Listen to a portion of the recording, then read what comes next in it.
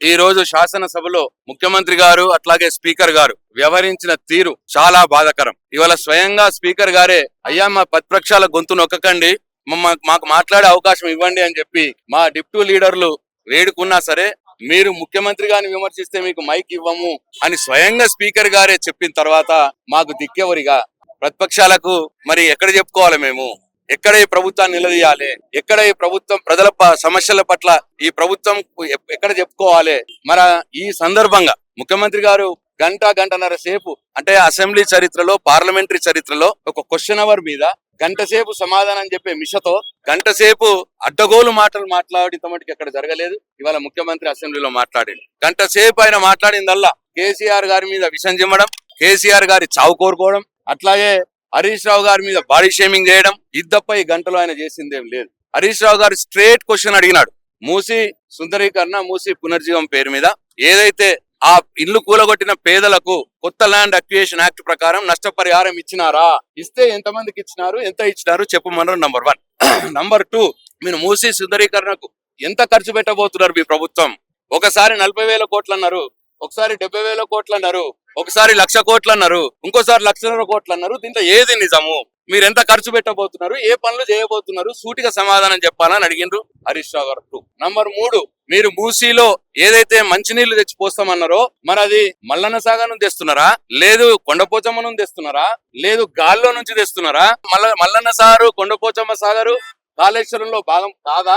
ఈ విషయం కూడా స్పష్టంగా చెప్పాలి ముఖ్యమంత్రి గారు అని అడిగింది. ఈ 3 ప్రశ్నలకు ఏ సమాధానం లేదు ముఖ్యమంత్రి దగ్గర నుంచి. ఏ సమాధానం చెప్పకపోగా గంట సేపు కేసీఆర్ గారి మీద విషంగక్కుడు, కేసీఆర్ గారి సావుకోరుడు, హరీష్ రావు గారిని అద్దాలు పెట్టుకొని మాట్లాడుతున్నాడు. అద్దాలు తీసేస్తే ఆ కళ్ళు చూస్తే బగవగా మాడిపోతారు. ఇటువంటి బాడీ షేమింగ్లు చేసుడు తప్ప ఏం చేయలేదు ముఖ్యమంత్రి. ఆయన అటు రొట్టవాగుడిని స్పీకర్ గారు నిలువరించకపోగా మా ప్రశ్నకు సమాధానాలు చెప్పట్లేదు అని మేము అంటే, మీరు ముఖ్యమంత్రిని విమర్శిస్తున్నారు కాబట్టి మీకు మైక్ ఇయ్యా అని చెప్పి మాకు మైక్ ఇవ్వలేదు. అందుకే ఇవాళ అసెంబ్లీని మేము బైకాట్ చేయడం జరిగింది.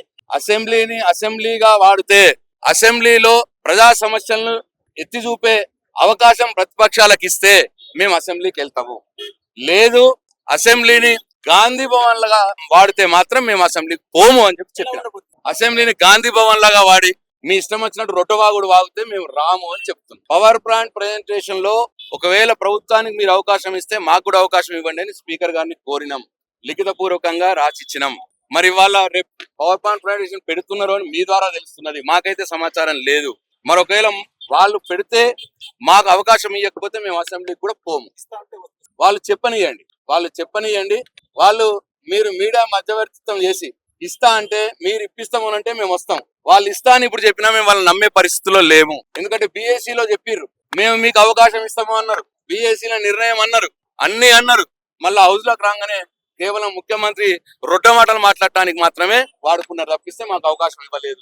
నేను ఇప్పటికి కూడా మీడియాకు విజ్ఞప్తి చేస్తా ఉన్నా, మీరు మధ్యవర్తిత్వం ఉండి మాకు రావాల్సిన టైము, యాంపిల్ టైము, మాకు మా సభ్యుల సంఖ్య ప్రకారం అసెంబ్లీలో మాకు టైం ఇప్పిస్తాము అంటే మీరు బాధ్యత వహిస్తే తప్పకుండా మేము అసెంబ్లీకి పోతాం. కానీ వాళ్ళు గాంధీ భవన్ లాగా మేము అసెంబ్లీని వాడుకుంటామంటే మేము పోం.